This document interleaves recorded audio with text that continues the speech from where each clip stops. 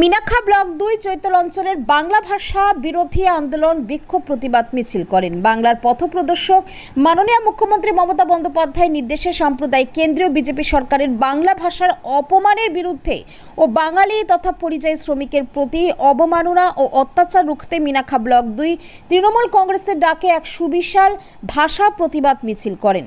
Minakhan block ২ Chaital party office থেকে নেরুলি বাজার পর্যন্ত বিক্ষোভ মিছিল প্রতিবাদ সভা করেন তৃণমূলের কর্মীরা। উপস্থিত ছিলেন মিনাখা ব্লক ২ তৃণমূলের সভাপতি তাজউদ্দিন মোল্লা, জেলা পরিষদের সদস্য পাপিয়া বর, মিনাখা পঞ্চায়েত সমিতির সহ সভাপতি অমরেশ গাইন, মিনাখা ব্লক ২ সংখ্যালঘু সেলের সভাপতি হামিদ মোল্লা, মিনাখা ব্লক ২ মহিলা সভানেত্রী ইন্দ্রাণী ঢালি, মিনাখা ব্লক ২ যুব সভাপতি সমীরণ মণ্ডল, মিনাখা ব্লক ২ আইএনটিটি ইউসি সভাপতি দীপক রাউত সহ ৪টি অঞ্চলের অঞ্চল সভাপতি, প্রধান ও উপপ্রধান, ছাত্র, মহিলা, যুব ও সোশ্যাল মিডিয়া শাখা সংগঠনের কর্মীরা উপস্থিত ছিলেন।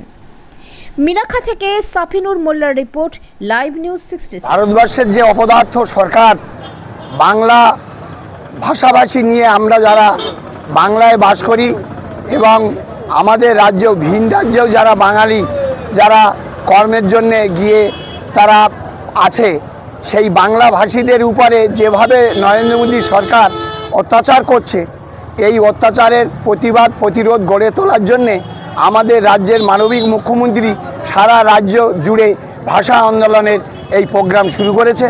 আমরা মিনাখা ব্লক 2 এর সভাপতি তাজউদ্দিন সাহেবের নেতৃত্বে এবং 4টে অঞ্চল সভাপতির নেতৃত্বে আমরা এই ভাষা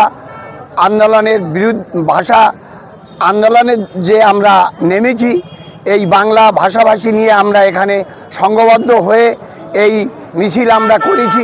আগামী দিনে বিজেপির বিরুদ্ধে আমাদের আন্দোলন এবং সংগ্রাম গড়ে তুলতে হবে। কেন না, আমাদের অপরাধ নরেন্দ্র মোদী সরকারের কাছে, ওই অমিত শাহদের কাছে আমরা বাংলা ভাষায় কথা বলি, তাই আমরা বাঙালি, আমাদের বাঙালিদের উপরে যে অত্যাচার নেমে আনার চেষ্টা করছে এবং আমাদের বাঙালিদের একটা অংশ বাংলা ভাষায় যারা কথা বলছে এবং আমরা যারা বাঙালি আছি আমাদের কাগজপত্র এটা ওটা সেটা দেখার চেষ্টা করছে।